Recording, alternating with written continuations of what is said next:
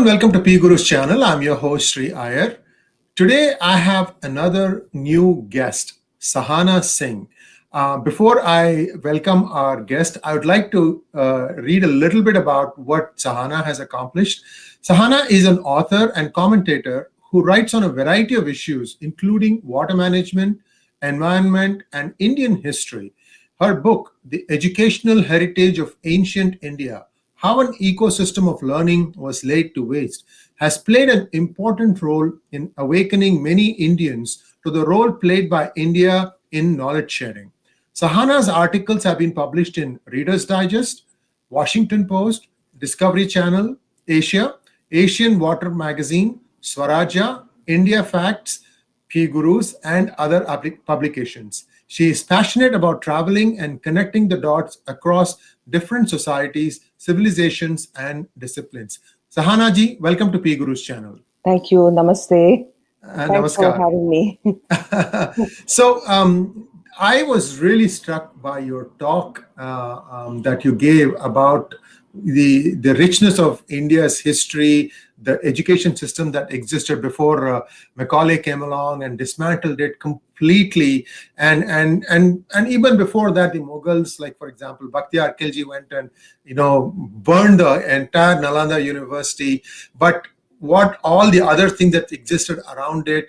I mean, even in 1821, if we read Dharampal's writing, A Beautiful Tree, I think it's called A Beautiful Tree, I'm not 100% sure. Yes, that's right. And there were so many universities, and it breaks open a lot of hang-ups that we have about the caste system, about who came to learn, what was the learning, how this happened, and so on.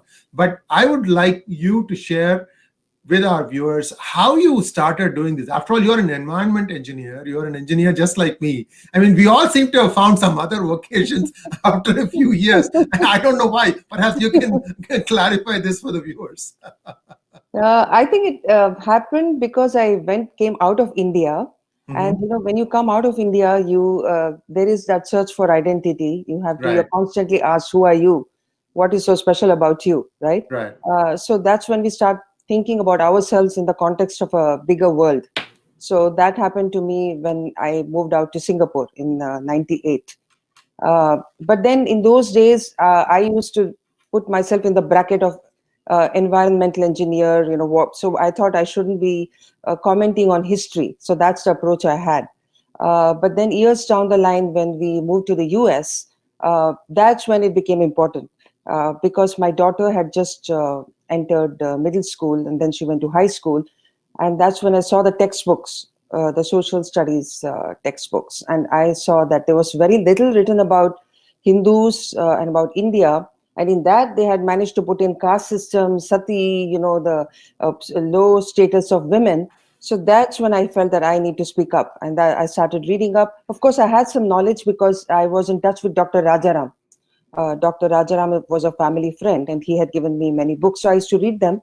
But I didn't think I had the authority to express myself on that issue. But when I saw all this going on in textbooks, that's when I started writing. And one thing led to the other. I came in contact with this organization called Indian History, Awareness and Research. So that deepened my understanding, and that's how the journey began. You've hit a very, very sore spot. My wife teaches Bharatanatyam, and children start learning about their religion. I think around 5th grade or 6th grade, that's when they start introducing various religions. And California textbooks, primarily when they introduce you to Hinduism, they show only 2 pictures. One of Nataraja dancing on a baby, that's how they call it, and the other one is Kali drinking blood. This is what is the introduction to the children of Hinduism. And these children, by the time they come to 6th grade, they've been learning Bharatanatyam for 5-6 years. So they kind of know what it is. They recite a lot of shlokas. They understand the topics, the items that they are doing. So they are in this confused state of mind. And my wife takes a lot of Hinduism classes also about how Varna is the one that defines you, not your birth. And yet what happens is when they go back to their home, their environment, suddenly the same thing goes back. I mean, people are still conscious about where they are from.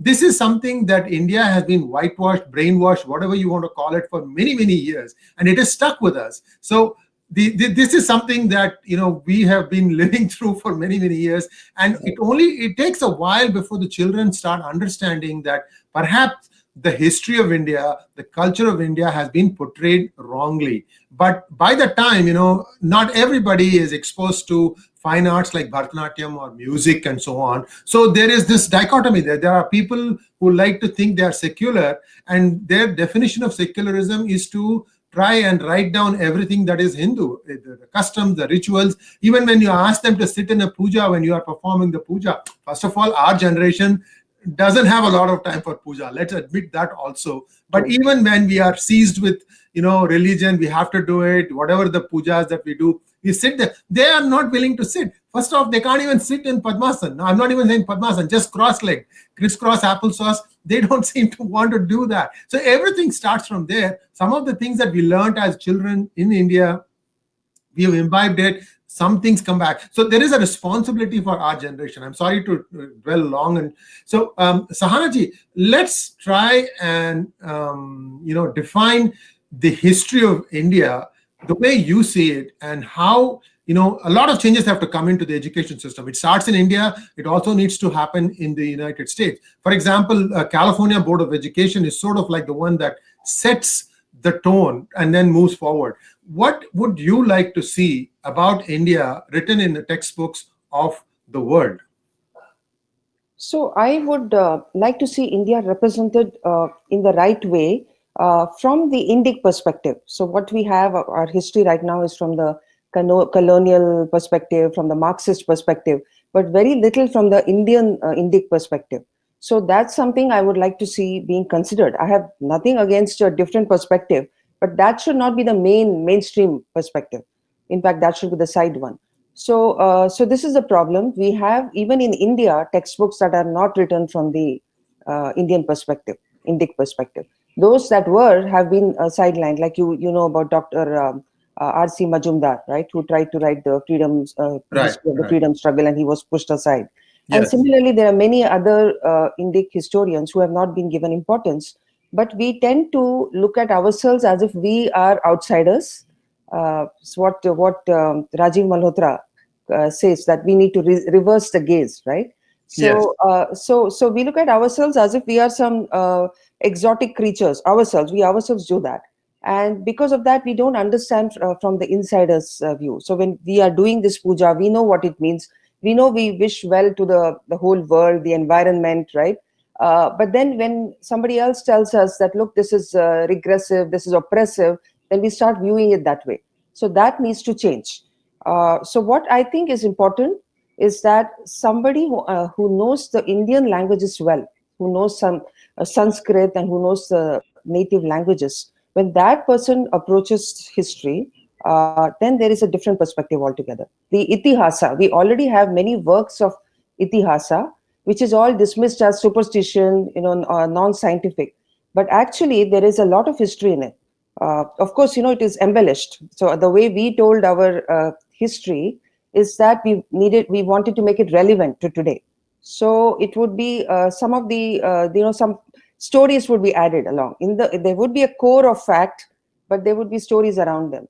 So that's the way we told our history. So I think we should learn to read all of that, understand, and then be able to know which part of it is fact. Because there's a description of geography, the botany, the different customs of the time. There is astronomical description. So all those need to be considered to reconstruct our history. That's what I feel. One of the challenges that people face is they say, well, you have so many gods. And I've been trying to narrow the definition down. And I've had a very interesting discussion once with the princess of Travancore Kingdom, Lakshmi Bai Nalapat. And we kind of come down to the thing. The whole thing started with Shakti. And then from there, everything happened. And very interesting stories that she told. Yeah. Now, when we are looking at a Western audience, and they say, well, you have 30 million gods. How do we answer that? No, so we have so many gods. How is that a problem? I mean, I've never seen a problem with that. Of course, we understand the intrinsic unity of the entire world, right? There is unity there. So we have the Vishwarupa, for example, in which you have Vishnu, and then you have all the various gods in that, and the whole creation in that, right? So I've never understood what is the problem with that. I mean, uh, how does it affect anything? So Yeah. I usually challenge them back. I say, okay, we have that many gods. What's your problem with that? Does it mean that we are telling people to kill each other, those who don't believe in this god or that god? So how does it affect you?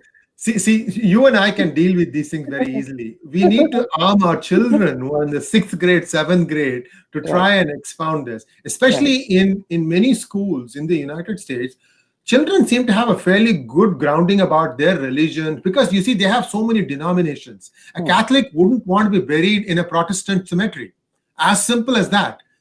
Okay, so I mean, there are so many divisions there, but they all try to find out that, okay, I am of particular denomination XYZ, and this is what it is. This is my thing. This is how I'm different from the regular thing, blah, blah, blah, all sorts of stuff. Now, put that thing in the perspective of an Indian Hindu child, and they go to temples, they recite shlokas, sometimes, not all do that, and but somewhere, is it our responsibility as parents to try and establish some ground rules that these are all the things that we need to know about our Yes, religion? I mean, yes, they get bombarded. Trust me when I say this thing. They yes. come home like, what is my religion, mom? I don't Correct, know. I mean, that right. sort of answer questions are get the children pose those kind of questions. Right. So I think it is totally the responsibility of parents. So I know there are parents who are, some of them who are totally disconnected. So they are not able to explain anything to the children. So they just let them be. And then there are others who are very ritualistic. They do make the children do rituals, but they don't explain anything behind the ritual. So the children develop that kind of, aversion for them. They just do it mechanically. So there are very few parents who are themselves embedded within the culture and are able to explain it in a manner that it appears makes sense to the children.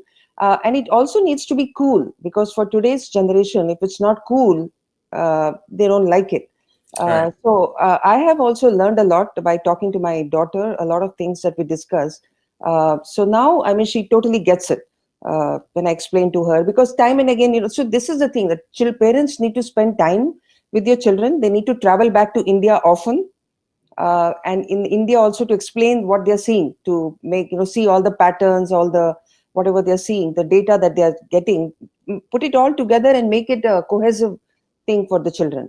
I have been lucky because I myself was on in this journey, and so I took everybody along with me, my husband and my daughter, and so for me it has not been an issue. But I see where the problem comes, because people don't understand why is the cow so holy. What doesn't make sense. So when I have conversations about the cow with people in the water sector, and then I come back and tell my daughter, this is what happened, this is what I said. So then it lights the bulb for her, right? So like when somebody asked me, I said, look, here's an animal which gives us milk. So once we drink its milk, we are indebted to this animal. It's like a mother. What's so hard for you to understand that we are very grateful to this animal which gives us its milk? I mean, what can be a bigger debt than that? Somebody who gives you a milk, we cannot do without milk. We have yogurt, we have cheese, everything is somehow connected to milk. Of course, we are trying to give it up now in order to not exploit the cow. But I said, why would you not understand this respect? So then they get it when it's explained that way to the outsider. They get it. Sahana, you mentioned something very interesting that I heard on NPR, by the way, of most liberal channels.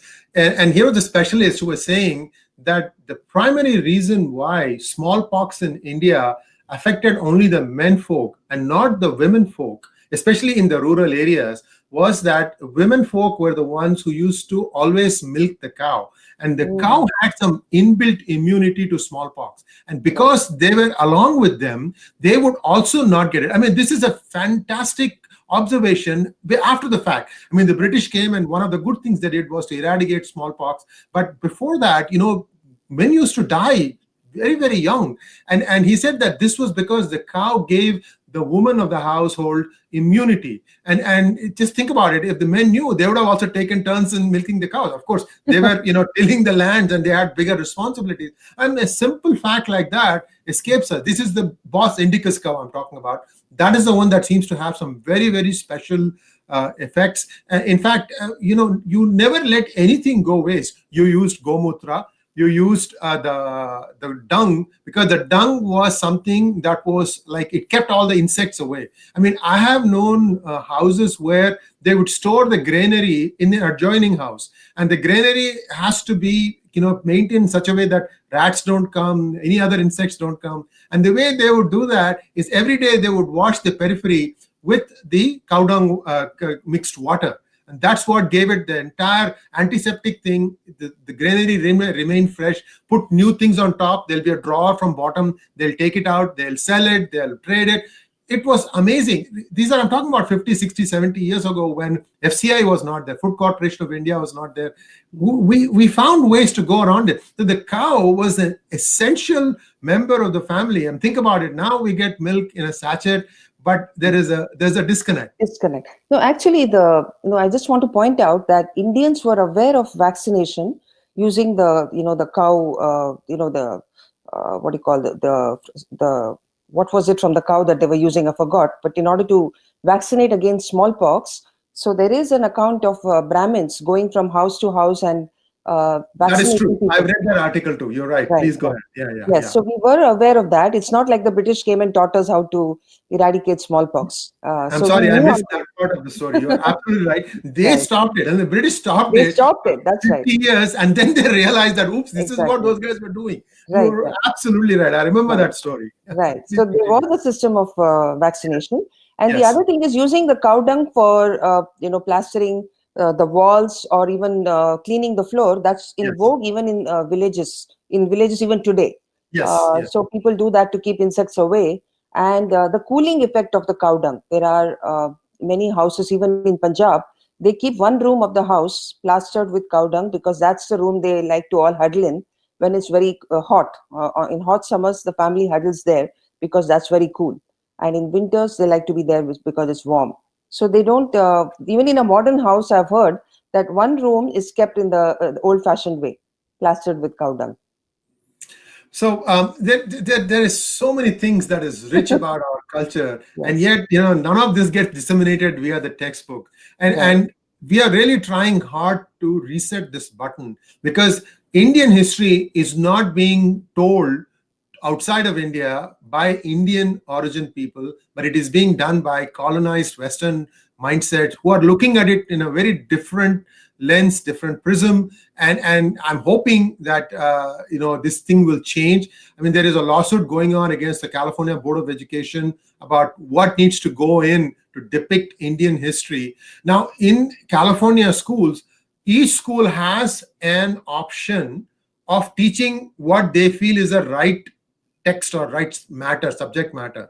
However, this is sort of one of those things where the teacher has to be self-motivated, has to go and do the research, look at all the different things, make a printout and say, okay, this page to this page in your textbook, ignore that. This is the real thing. You read this. And in fact, in some schools in California, the parents took the interest and said, okay, page 6 to page 8 is not right. Here is what it is. And they took the initiative to make the Xerox copy of what is Hinduism, Sanatana Dharma, and gave it. And some schools do follow it. But this is something that needs to happen across the country. And I'm told that California sort of sets the standards, and then other states pick it up from there on. So we are trying to set the thing right here in California. It is winding its way through courts, not fully out of the woods yet. I'm hoping that will happen. Viewers know about this. I've talked about it in the past. So Hanaji, I'm sorry. I like this subject, so I'm actually taking more time than you, the subject matter expert.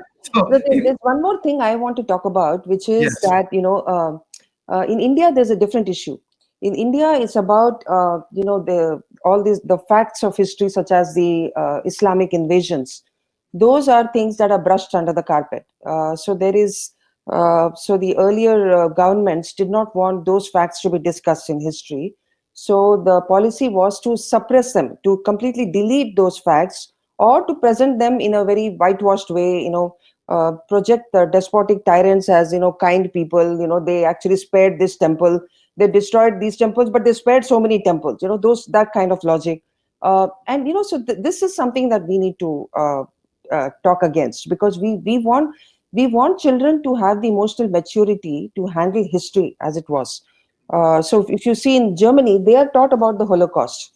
So even though it Yes. is their own ancestors who did a lot of wrong, they are taught about it. So they are told, and that helps to forge a harmonious future.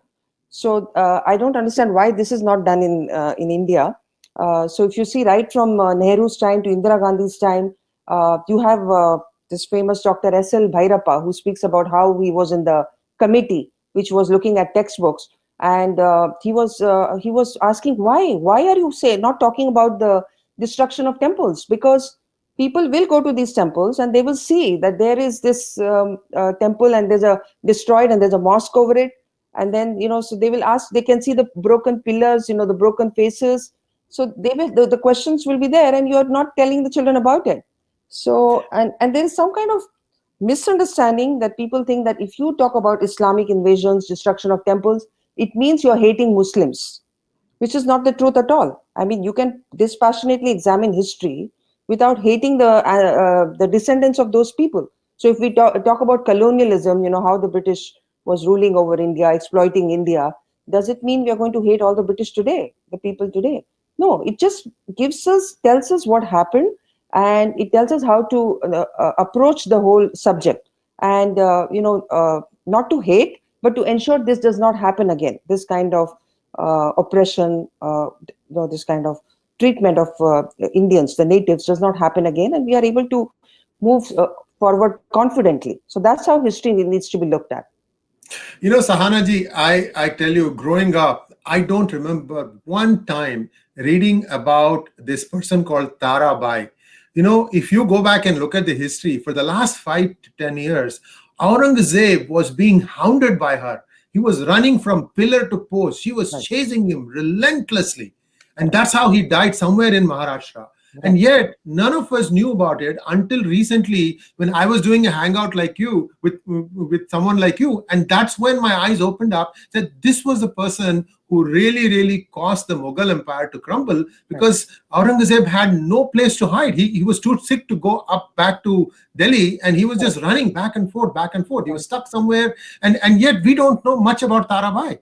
Right. So we don't know. We have not seen the fight back by the Hindus. Yes, The yes, Hindus, the Marathas, right? We don't know much about the Vijayanagar Empire. So all we know is this, this big Mughal rule which gave us the Taj Mahal, right? So that's all we are taught. A very sanitized history. And there's another problem. The problem is that I meet people who say, "Why do we need to study history? All this happened in the past. We need to be progressive. We need to look at the future. So you're wasting your time talking about the ancient glory of India." So I meet these kind of people also. And to them, I tell them, I mean, what does it even mean that, don't look at the past, just look at the future, right? It's like living in amnesia. So if you forget everything, you wake up one morning, you don't know anything about your past, then you don't know who are your parents, you don't know who are your friends, why they are your friends, who are your enemies, who backstabbed you, you don't know anything, and then you just go about like like a person with a hangover. So that's what happens if you don't know your history. So that's what I tell them. uh, And also, to add to your observation, Lalitaditya, Bappa Rawal, these were all people who were standing up to the Muslim invaders, and they stood and they fought and they defeated them, and they actually pushed them back. Seventh Absolutely. century Bin Qasim came, and Mm. then it was localized to only a few areas, and then up until 12th century, 500 years, they were fighting them back. They were coming in hordes. They would fight them and they would drive them back, and none of that stuff is written up. Yeah, I mean, how did we manage to be Hindu when there are? Yes, If you look at Iran, Iran was completely Islamized, right? The whole the Western world, the yes, Western yes. Asia was Islamized. But how come we are still around practicing our rituals, practicing our traditions? That shows that we fought back. We found a Yes. way to survive. So, though that is what I mean by writing history from the Indic perspective. So that needs to be the mainstream, and the other one, the outsider's perspective, should not be mainstream. That's what I believe. Well, unfortunately, we kind of missed the boat at the beginning when India became independent. They should have done this thing on a war footing. But unfortunately for India, it went into the wrong hands and it has stayed there ever since. I mean, you're asking an atheist to write about theism. This is what you're going to get. Exactly, exactly. Yes. Yeah. So, in conclusion, if you would like to add something, I'd like to come back and talk with you about more topics. Certainly, this discussion has been fascinating. So, I'll yield the floor to you, Sahana ji, if you would like to add something to what we've already discussed. So what I feel is that there needs to be a concerted effort now to know our past from our own, the accounts written by our own people, and for that we need to learn our languages. So I am trying to learn Sanskrit now, getting deeper into the subject. But at the same time, I wish that I could also read books in my own mother tongue, which is Kannada. That's also in my plan. I need to learn Kannada. So all of us need to learn our own languages and explore the histories written in those languages, because ultimately when we know our own history we are more grounded, we are more rooted, and we become better decision makers at an individual level, at a national level, at a civilizational level.